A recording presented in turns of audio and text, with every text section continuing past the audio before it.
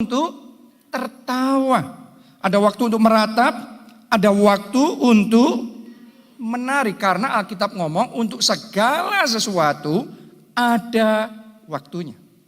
Untuk segala sesuatu ada masanya, ada musimnya.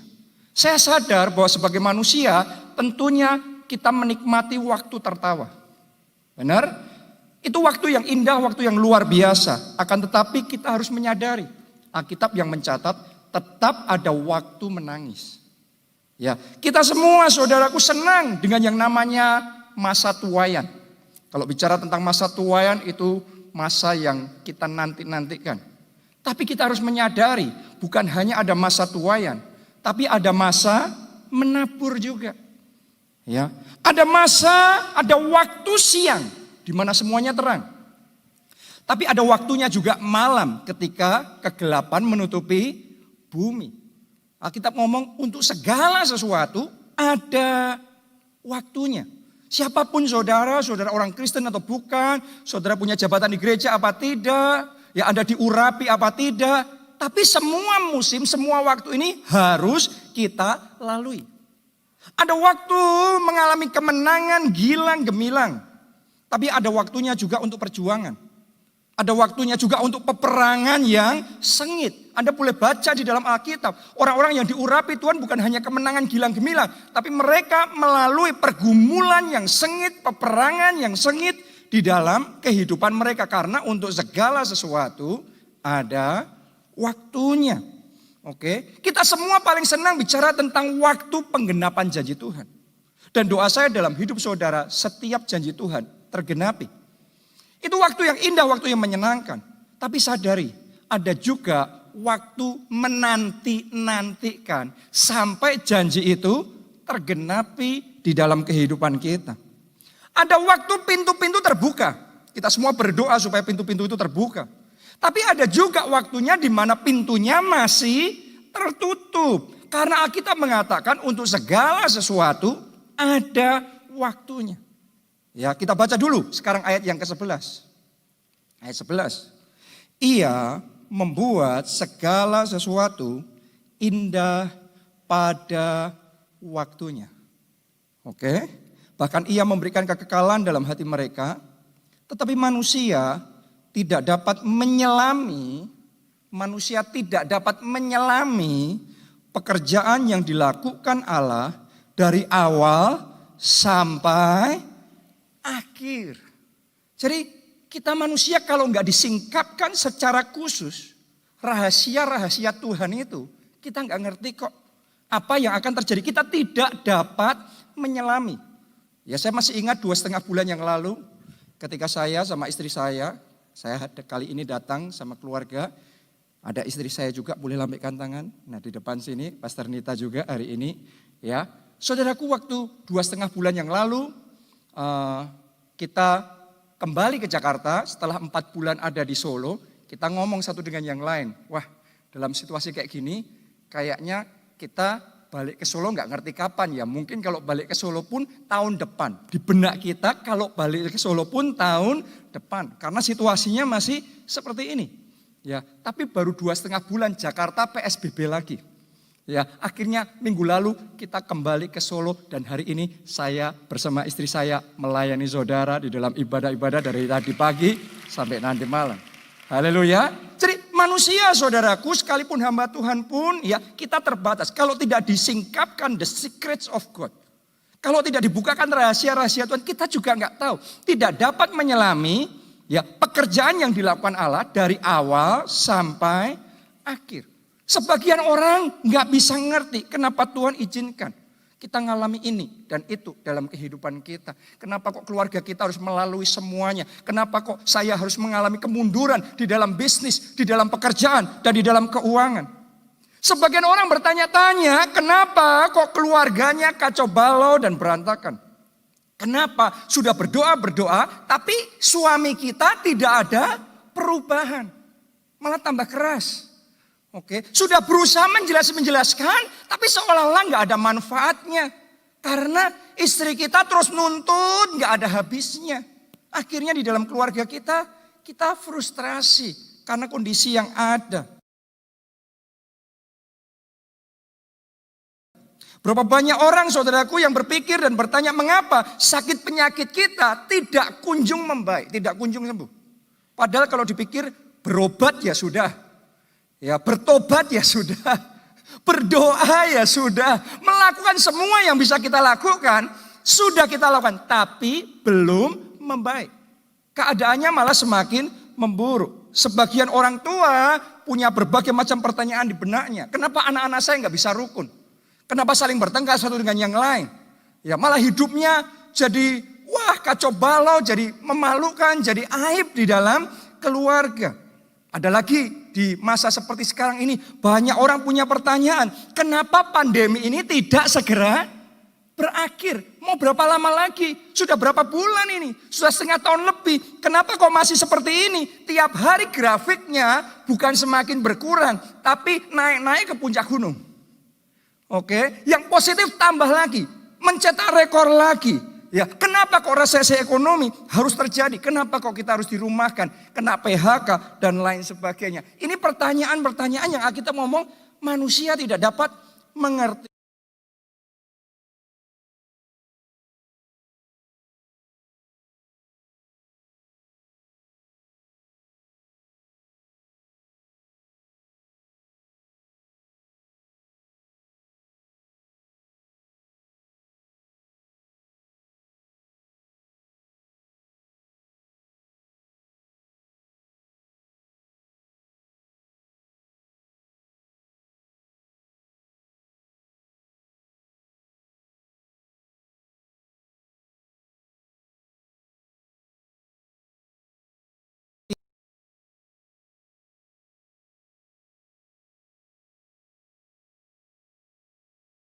Saudara untuk belajar, memahami musim apa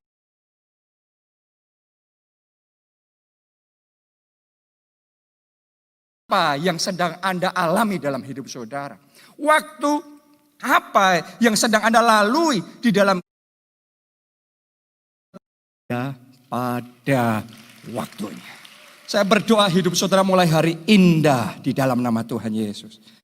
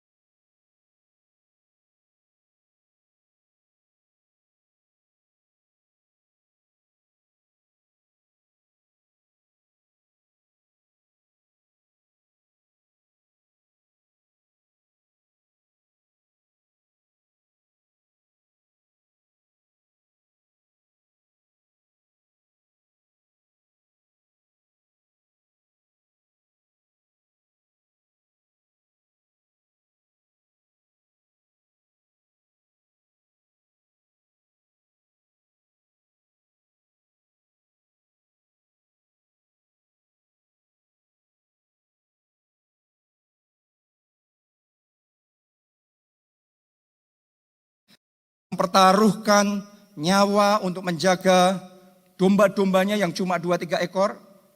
Itu pun dia berhadapan sama beruang, sama singa. Dia berhadapan dengan bahaya yang besar, mempertaruhkan nyawanya. Dan Daud mengalami begitu banyak kesulitan di dalam kehidupannya. Tapi justru melalui semuanya itu ternyata diizinkan Tuhan untuk menempa tangan Daud berperang. Dan jari-jarinya untuk bertempur. Sehingga Daud bisa dibangkitkan jadi pahlawan besar bagi bangsa Israel. Jadi Daud ditempa jadi pahlawan besar. Bukan melalui masa yang baik, tapi melalui masa yang sukar. Saya rasakan ada orang-orang di tempat ini, Anda belum sadar masa sukar yang sedang engkau lalui saat ini. Ada maksud Tuhan di balik itu semua. Hari ini saya mau katakan, kalau saudara diizinkan seperti Daud melalui semua masa sukar itu, tolong jangan putus asa, tolong jangan gagal paham, tolong jangan salah mengerti. Saya mau katakan Anda sedang dipersiapkan, Anda sedang ditempa Tuhan, Anda sedang dibangkitkan jadi pahlawan yang gagah perkasa yang akan dipakai Tuhan melakukan perkara-perkara yang besar. Itu juga yang dialami oleh Yusuf. Yusuf saudaraku mengalami proses yang berkepanjangan dalam hidupnya. Anda tahu semuanya dia dikhianati saudara-saudaranya. Dibuang ke lubang sumur. Setelah itu dijual jadi budak. kemudian dia difitnah, kemudian dia dijebloskan ke penjara, kemudian dia ditipu. Jadi kalau hari ini kita ketemu sama Yusuf, kalau Anda punya teman, punya kenalan, atau Anda dengar orang cerita kisahnya kayak Yusuf, kita mesti ngomong sial banget hidup orang ini. Ada nggak orang yang Anda kenal yang Anda merasa sial banget hidupnya? Atau mungkin Anda sendiri merasa hidupku yang sial banget. Saya mau ngomong sama saudara, kadang-kadang pandangan Tuhan beda sama pandangan manusia.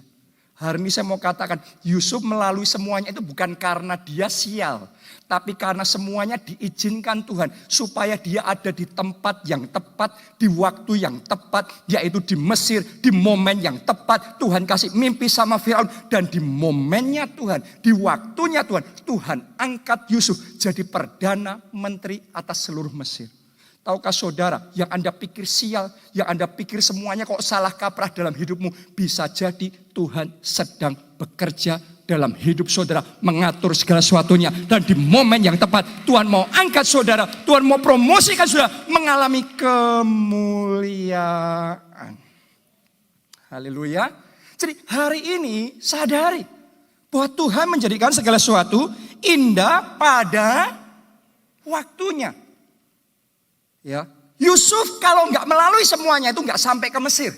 Yusuf kalau nggak melalui gemblengan semuanya itu nggak bisa jadi pemimpin yang bisa memimpin seluruh bangsa Mesir.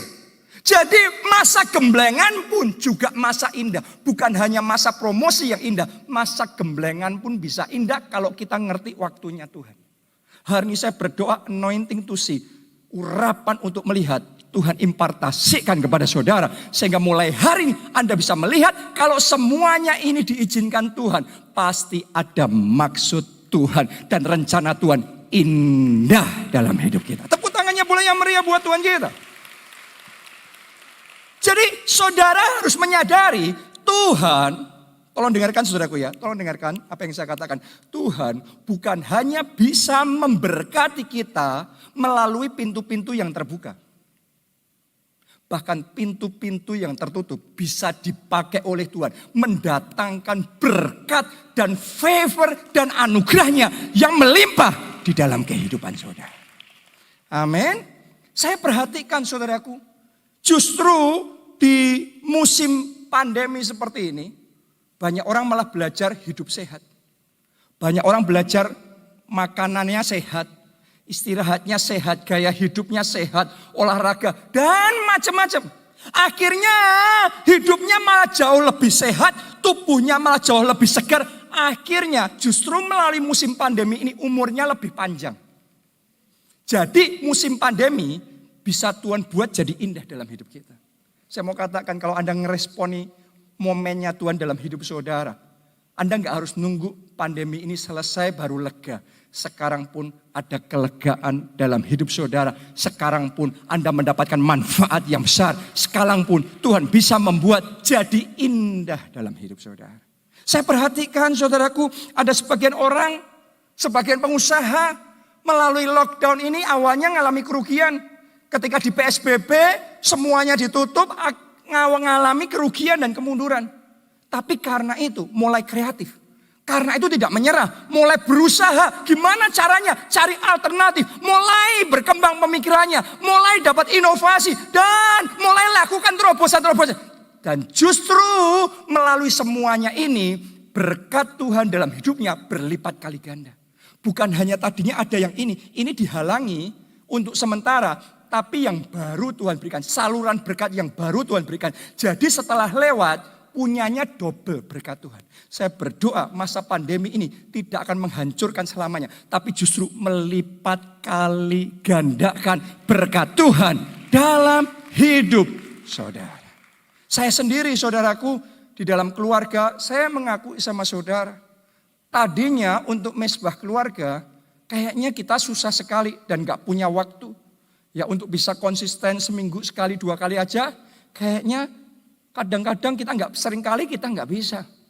Ya, akan tetapi justru melalui musim pandemi ini, ya, tiap hari, hampir tiap hari, saya dan istri saya dan anak-anak saya, tiap hari kita berdoa bersama. Tiap hari kita memuji, menyembah Tuhan bersama. Tiap hari saudaraku kita belajar firman Tuhan bersama.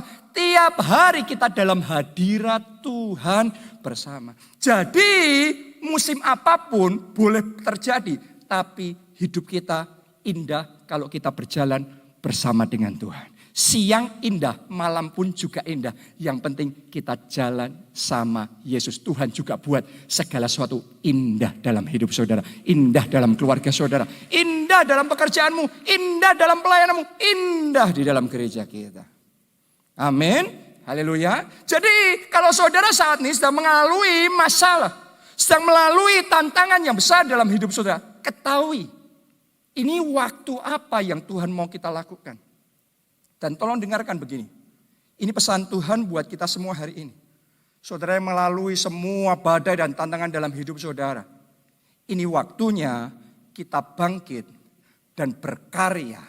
Ini waktunya kita bangkit dan kita bergerak maju. Ini waktunya kita bangkit dan kembali berkarya di dalam kehidupan kita. Jadi bukan waktunya untuk menyerah. Kalau saudara mengalami kerugian yang besar. Kemarin-kemarin terjadi, bahkan sampai saat ini terjadi kerugian besar. Anda mengalami kemunduran. Anda mengalami masalah dan badai yang besar. Bukan waktunya tawar hati. Bukan waktunya untuk kecewa. Bukan waktunya untuk bersungut-sungut. Bukan waktunya untuk putus asa. Ini waktunya bangkit. Ini waktunya arise and shine. Bangkit dan menjadi terang. Arise and move on. Bangkit dan maju lagi. Jangan freeze. Jangan ngancing, jangan terus kita kayak sudah putus asa, terus kita nggak ngelakuin apa-apa. Ya sudah, kondisinya susah, mau usaha apa susah, mau gerak apa susah, ya sudah, saya mau gimana lagi? Ya sudah, nggak bisa apa-apa. No, bukan waktunya berputus asa, bukan waktunya menyerah, bukan waktunya berhenti. Ini waktunya untuk kita bangkit dan maju kembali, bangkit dan berkarya kembali. Karena harapan saudara masih ada. Masa depan saudara masih ada. Selama saudara punya Tuhan dalam hidup saudara, harapanmu tidak sirna. Yang lainnya boleh hilang, tapi Tuhan sanggup membuat yang tidak ada jadi ada. Yang tidak mungkin jadi mungkin. Saya mau katakan arise and move on. Bangkit dan maju lagi. Karena life must go on. Hidup harus berlanjut. Ya, episode sebelumnya, babak sebelumnya banyak hal yang gak menyenangkan, banyak hal yang gak enak. Banyak hal yang negatif yang mungkin Anda alami. Tapi jangan tinggal di masa lalu. Jangan hidup di masa lalu. Jangan meratapi masa lalu. Jangan terus mengasihani diri sendiri karena kejadian di masa lalu. Tolong dengarkan baik-baik. Di masa depan, di depan saudara. Ada rencana Tuhan yang besar. Ada maksud Tuhan yang luar biasa. Yang Tuhan mau kerjakan dalam hidup saudara. Dan Anda hanya bisa alami itu kalau Anda arise and move on. Kalau saudara bangkit dan maju lagi, bangkit dan bergerak lagi, bangkit dan saudara masuk ke babak berikutnya di dalam hidup saudara. Jadi hari ini saya mau katakan, jangan putus asa, jangan menyerah, jangan berhenti. Ini waktunya bangkit, ini momennya bangkit, ini momennya bergerak maju, ini momennya berkarya kembali bersama Tuhan. Dan kalau Anda bersama dengan Tuhan, tidak ada yang mustahil. Kalau Anda bersama Tuhan, Alkitab ngomong, kalau Allah di pihak kita, siapa lawan kita? Kalau Allah bersama kita, kita lakukan perbuatan yang besar dan ajaib. Doa saya sebelum 2020 ini selesai, terobosan baru terjadi dalam hidup saudara, kemenangan baru terjadi dalam hidup saudara, kesegaran baru Anda alami dalam hidup saudara sebelum 2020 ini berakhir. Malam sudah selesai, fajar kembali menyingsing, terang kemuliaan Tuhan yang terang benderang bersinar dalam hidup saudara. Tepuk tangannya yang paling meriah buat Tuhan kita. Haleluya. Itu yang dialami oleh Yosua. Yosua selama 40 tahun di padang gurun muter-muter dan gak tembus-tembus, gak bisa masuk tanah perjanjian. Anda bayangkan, dia sudah percaya, dia sudah taat, dia sudah melakukan semua yang perlu dilakukan. Harusnya sudah berhasil. Tapi mentok juga, stagnasi terus. Ya, dan pada akhirnya dia sampai di titik terendah dalam hidupnya. Yaitu ketika Musa mati. Pemimpin yang diurapi, yang melakukan begitu banyak mujizat yang sangat spektakuler, mati. Jadi buat bangsa Israel, buat Yosua itu adalah momen terendah dalam hidupnya. Karena selama ini bukan hanya stagnasi, sekarang yang jadi andalannya habis. Mungkin itu yang Anda alami. Selama ini kau sudah berjuang. Selama ini Anda berdoa, Anda berusaha, Anda berpuasa, Anda melakukan semua yang bisa Anda lakukan. Tapi saudara stagnasi. Anda mau maju kok nggak bisa-bisa. Anda capek semuanya dengan semua yang terjadi. Rasanya sudah percaya sudah berharap sudah melakukan firman Tuhan sudah. Itu yang dialami Yosua. Tapi yang terjadi justru Anda mengalami pukulan yang besar. Sehingga di tahun 2020 ini rasanya Anda di titik paling rendah di dalam kehidupan saudara. Tolong Anda dengarkan baik-baik. Ketika Yosua ngalami itu. Bukan Tuhan ngomong, oh ya Yosua sudah gak ada harapan buat kamu. No. Alkitab mencatat Tuhan datang sama Yosua. Dan Tuhan berkata, Yosua, hambaku Musa sudah mati. Sekarang bangkit. Maju, pimpin bangsa ini, ambil alih tanah perjanjian. Saudara harus ngerti, titik terendah, setelah titik terendah, ternyata satu step berikutnya adalah langkah kemuliaan. Jadi Anda yang mengalami terpuruk, stagnasi, sampai akhirnya di titik terendah dalam hidupmu. Jangan pernah berpikir masa depanmu suram, masa depanmu buram. Bisa jadi step berikutnya yang Tuhan kerjakan dalam hidup saudara adalah langkah kemuliaan dan kemenangan. Kilang gemilang terjadi dalam hidup saudara. Karena itu arise and shine. Bangkit menjadi terang. Bangkit dan bergerak maju. Bangkit dan saudara melangkah lagi. Bergerak lagi. Jangan terus putus asa. Jangan terus meratapi apa yang sudah terjadi. Jangan terus seolah-olah merasa hidup kita orang yang paling menderita, paling berbeban berat, paling kasihan sedunia. No. Anda bukan orang paling kasihan sedunia.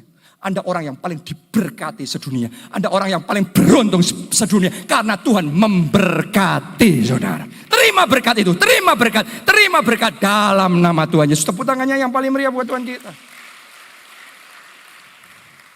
Haleluya. Murid-murid Yesus juga mengalami hal itu. Kalau Anda perhatikan, waktu Tuhan Yesus ditangkap, disalibkan, dan mati, maka murid-murid Yesus tergoncang imannya. Karena guru yang mereka andalkan, pribadi yang mereka harapkan, ternyata mati. Di kayu salib, mereka syok berat. Saudaraku, mereka terpukul berat dan mereka tercerai-berai. Dalam hidup mereka, mungkin Anda yang mengalami semua itu. Saudara rasanya syok dengan apa yang terjadi dalam hidup saudara. Anda tergoncang imannya. Anda sempat mempertanyakan Tuhan, kenapa kok semuanya ini harus terjadi? Seperti yang dialami murid-murid Yesus. Tapi puji Tuhan, pada hari yang ketiga, Alkitab mencatat Yesus bangkit dari kematian. Ya. Dan setelah itu Tuhan Yesus menampakkan dirinya berulang kali sama mereka. Pengharapan mereka yang tadinya pudar, sekarang bangkit kembali. Muncul kembali. Ya, mekar kembali. Tapi baru sebentar mereka muncul pengharapannya, ternyata setelah 40 hari Tuhan Yesus naik ke surga. Anda ingat kejadian itu? Tuhan Yesus seolah-olah meninggalkan mereka. Jadi pengharapannya baru mulai muncul, baru mulai mekar-mekar sedikit aja. Habis lagi. Ada nggak yang merasa seperti itu? Ya, Anda berjuang gagal terus. Tapi suatu ketika mulai membuahkan hasil. Suatu ketika mulai ada pengharapan. Tapi pengharapannya baru mekar sedikit. Tiba-tiba sesuatu terjadi. Seolah-olah pengharapan saudara dilemparkan ke bawah. Seolah-olah hati saudara dibanting ke tanah. Seolah-olah lenyap begitu saja. Itu yang dialami murid-murid Yesus. Tapi tolong dengarkan. Ini pesan Tuhan buat kita semua. Ketika murid-murid Yesus menatap Yesus yang naik ke surga itu sampai ditutup awan-awan. Jadi kata ditutup awan-awan tuh sampai gak kelihatan lagi, pengharapannya sirna. Tiba-tiba muncul malaikat di sampingnya yang ngomong sama mereka, kenapa kalian di sini terus? Ayo cepat bangkit, ayo cepat ke Yerusalem, naik di loteng atas Yerusalem. Nantikan janji Bapa yaitu Roh Kudus. Dan ketika engkau terima Roh Kudus, maka kebangkitan besar, revival besar terjadi atasmu. Saya mau ngomong sama saudara, Anda yang sedang kehilangan pengharapan, ini momen yang terbaik. Anda bangkit, bukan terpuruk, bukan meratapi diri, bukan mengasihani diri. Ini momennya Anda bangkit dan bergerak kembali. Anda bangkit dan maju lagi. Anda bangkit dan berjuang kembali. Maka Anda akan melihat revival besar terjadi. Kemuliaan besar Tuhan nyatakan di dalam kehidupan saudara. Mungkin saudara ngomong begini sama saya. Tapi Pak, semua yang dalam hidup saya, semuanya sudah hancur. Semua yang saya punya sudah hilang, habis semuanya. Gak ada harapan lagi. Saya ngomong sama saudara, sehancur apapun keadaan saudara, kalau Anda tidak menyerah, bisa diperbaiki kembali. Bisa dipulihkan kembali. Bahkan saya deklarasikan dengan iman saya di dalam nama Yesus. Ada orang-orang di tempat ini yang dalam 1 bulan ke depan, pemulihan terjadi dalam hidup saudara. Bukan pemulihan yang sama, pemulihan berlipat kali ganda Tuhan berikan di dalam hidup saudara. Amin. Mari kita baca Kejadian 9 ayatnya yang pertama. Ini kisah tentang Nuh. Setelah air bah itu lewat. Terus kemudian Nuh mempersembahkan korban. Dia membangun mezbah, mempersembahkan korban bagi Tuhan. Mari kita lihat apa yang terjadi. Kejadian 9 ayat 1. Lalu Allah, apa yang Allah lakukan? Memberkati Nuh dan anak-anaknya, serta berfirman kepada mereka, beranak cuculah dan bertambah banyaklah, serta penuhilah bumi. Tolong lihat ke depan sini. Saudaraku, ditulis di ayat tadi, Allah memberkati Nuh. Anda harus ngerti, berkat itu Tuhan berikan ketika air bah baru aja selesai. Ya, saya mau tanya sama saudara, kira-kira ketika air bah melanda semuanya, terus setelah itu selesai, gimana keadaan bumi? Coba Anda bayangkan. Ya, pernah nggak saudara ngalami kebanjiran? Rumah saudara kebanjiran. Rumah yang kebanjiran, kira-kira keadaannya gimana setelah banjirnya selesai? Kacau balau semuanya. Kotor luar biasa. Lumpur di mana-mana. Furniture rusak semua, baunya nggak enak sekali. Itu baru banjir biasa. Ini air bah melanda bumi. Alkitab mencatat semua makhluk hidup mati.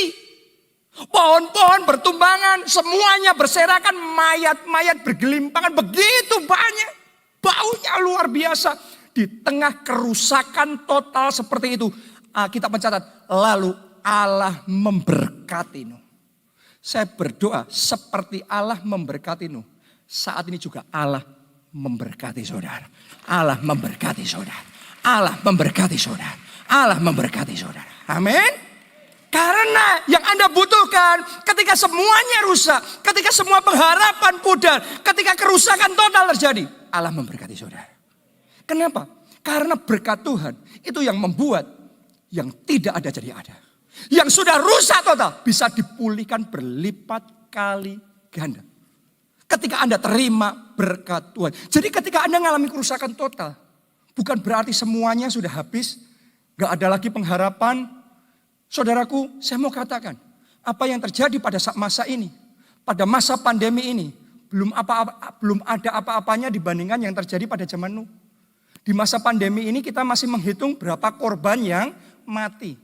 Benar apa tidak? Ya, berapa yang positif terpapar virus corona? Berapa yang jadi korban meninggal dunia? Saya mau ngomong sama saudara, di zaman itu semuanya mati. Yang dihitung berapa yang hidup? Yang hidup cuma 8. Nuh, istrinya, 3 anaknya, 3 menantunya, total 8 orang. Jadi kerusakan yang terjadi di zaman ini itu nggak ada apa-apanya dibandingkan zaman Nuh. Saya mau ngomong begini sama saudara, itu sebabnya jangan putus asa. Kerusakan boleh terjadi, kerugian boleh terjadi, korban boleh terjadi, tapi jangan pernah putus asa.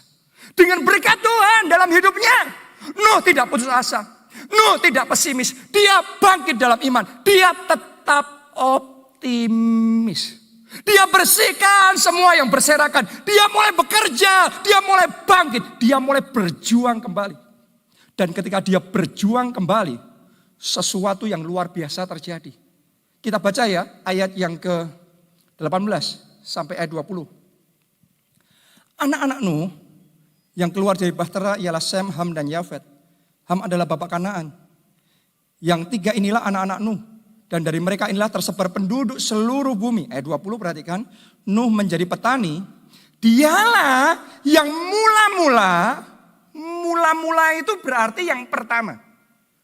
Mula-mula itu berarti yang memulai. Tadinya belum pernah dilakukan sebelumnya. Dialah yang mula-mula membuat kebun anggur.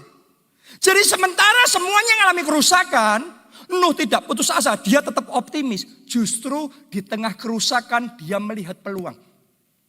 Di tengah kesempatan dia melihat, di tengah kesempitan dia melihat kesempatan. Justru dia menemukan hal yang baru. Dia bisa jadi orang yang mula-mula membuat kebun anggur. Itu sebabnya melalui Nuh bumi dibangun kembali. Bumi mengalami pemulihan dan diberkati luar biasa. Saya mau katakan sama saudara, kegagalan yang Anda alami, kebangkrutan yang mungkin diizinkan terjadi dalam hidup saudara, bukan artinya dunia kiamat dalam hidupmu. Saya mau ngomong, hari ini bangkit dalam iman, jangan putus asa, tetap percaya sama Tuhan, berjalan bersama dengan Tuhan, tetap optimis. Justru di tengah semua kesempitan yang kau alami, Tuhan akan bukakan kesempatan yang baru. Justru di tengah kerusakan dan kehancuran total yang kau alami, ada peluang-peluang baru yang akan Tuhan singkapkan dalam hidup saudara. Dan itu terjadinya kalau kita mau bangkit dan berjuang kembali. Kalau orang gak mau bangkit berjuang kembali, dikasih kesempatan pun dibuang kesempatannya. Dikasih ide pun percuma ide itu. Akan lewat begitu saja. Tapi kalau saudara bangkit dalam iman, Tuhan bisa buat saudara melihat kesempatan. Justru melalui badai yang besar ini, melalui kesulitan besar ini, ada lompatan lebih besar terjadi dalam hidup saudara. Doa saya berkat yang diterima Nuh ini saat ini terima. Dalam nama Yesus. Tepuk tangannya boleh yang paling meriah buat Tuhan kita. Amin. Daud juga mengalami hal yang sama. Saudaraku Daud, suatu ketika dalam hidupnya, dia kehilangan segalanya. Kalau Anda pelajari dalam Alkitab, setelah dia sempat menang sesaat, melawan Goliat, terus dia dapat promosi yang besar, ternyata Raja Saul jadi iri hati sama dia. Dan sejak saat itu hidup Daud gak pernah mudah. Daud melalui berbagai macam kesulitan. Dia terlunta-lunta, dikejar-kejar, mau dibunuh oleh Raja Saul. Dia harus sembunyi di Gua Adulam. Dia ketemu dengan orang-orang susah di sana. Saudaraku, sampai suatu saat dia mau ikut berperang bersama dengan orang Filistin.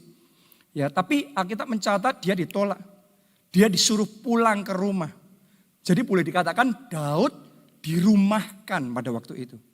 Ada enggak di antara saudara yang dirumahkan di masa ini? Ya, mungkin Anda di PHK dari pekerjaan saudara. Anda yang pengusaha, bisa jadi bisnis saudara, order-order yang biasanya banyak, dirumahkan, mesin-mesinnya dirumahkan. Jadi nggak bisa jalan semua, produksinya nggak bisa jalan semua. Perputaran roda bisnisnya macet semuanya. Itu yang dialami oleh Daud. Jadi ketika dia pulang ke perkemahannya, ke Siklak, dia lemes. Tapi waktu dia sampai di sana, dia lebih kaget lagi. Karena dia mendapati Siklak perkemahannya terbakar habis. Semuanya porak-poranda. Harta bendanya dirampas. Anak istrinya ditawan. Anak istri orang-orangnya ditawan. Alkitab mengatakan mereka menangis. Sampai tidak bisa menangis. Ada enggak di antara saudara yang saat ini mungkin di gereja kelihatannya oke-oke.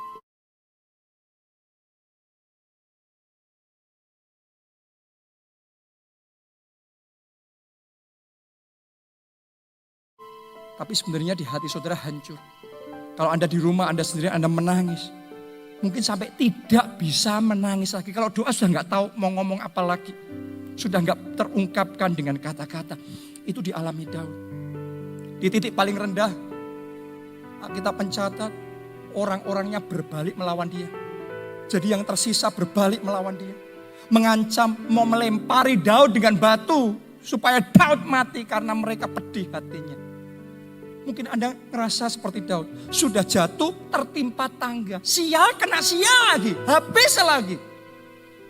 Itu Daud mengalami masa kegelapan yang begitu pekat dalam hidupnya. Kalau Anda mengalami itu, belajar dari Daud. Ini rahasianya Daud. Daud tidak menyerah. Daud tidak putus asa. Dia tidak meratapi nasibnya. Anda jangan pernah meratapi nasibmu. Nasibmu itu ditetapkan Tuhan. Nasib yang baik, nasib yang hebat, nasib yang luar biasa bersama Tuhan. Apapun boleh terjadi, tapi percaya rancangan Tuhan indah dalam hidup saudara. Jadi jangan pernah meratapi nasib saudara. Hari ini kalau engkau mengalami kehilangan, kerugian, masalah pada hidup, hari ini belajar dari Daud. Dalam kondisi seperti itu, Daud menguatkan kepercayaannya kepada Tuhan Allahnya.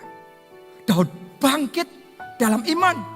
Dia memutuskan untuk bangkit dan berjuang kembali. Bangkit dan maju lagi. Dia meneguhkan hatinya. Karena itu hari ini Anda yang sedang lemah, Anda yang sedang capek, saya mau ngomong, kuatkan hati saudara. Mantapkan lagi kepercayaan saudara sama Tuhan. Seperti Daud, dia menguatkan kepercayaannya pada Tuhan Allahnya. Kuatkan imanmu sama Tuhan. Anda imannya sempat goyah, kepercayaanmu sempat goyang, kuatkan dan teguhkan hati saudara. Ketika Daud bangkit dalam iman, baru Daud bisa dengar petunjuk Tuhan. Kalau Anda bangkit dalam iman, baru saudara bisa dapat petunjuk Tuhan. Oke? Dan Tuhan ngomong sama Daud, Daud bangkit, kejar itu orang-orang yang menawan keluargamu. Aku menyertai kamu. Saya mau ngomong sama saudara, jangan khawatir, jangan takut. Tuhan menyertai saudara. Amin. Amin. Tuhan menyertai saudara. Kenyataannya Daud baru kehilangan semuanya. Tapi Tuhan ngomong, aku menyertai kamu. Amin. Itu aja cukup untuk memastikan semua yang hilang dalam hidup kita dipulihkan kembali. Dan Daud berjuang, Daud kejar orang-orang yang menawan keluarganya. Dia kalahkan mereka karena penyertaan Tuhan. Dia rebut kembali keluarganya karena kuasa Tuhan. Dia rebut kembali semua harta bendanya. Bukan cuma itu saja, harta benda orang-orang tadi yang sudah merampasi perkemahannya Daud dan perkemahan banyak orang yang lain, sekarang diambil semuanya sama Daud. Jadi dia bukan hanya dipulihkan sama, tapi dia dipulihkannya berlipat kali ganda. Saya deklarasikan dalam nama Yesus, sebelum 2020 ini berakhir, pemulihan berlipat kali ganda terjadi dalam hidup saudara. Terjadi dalam hidup saudara.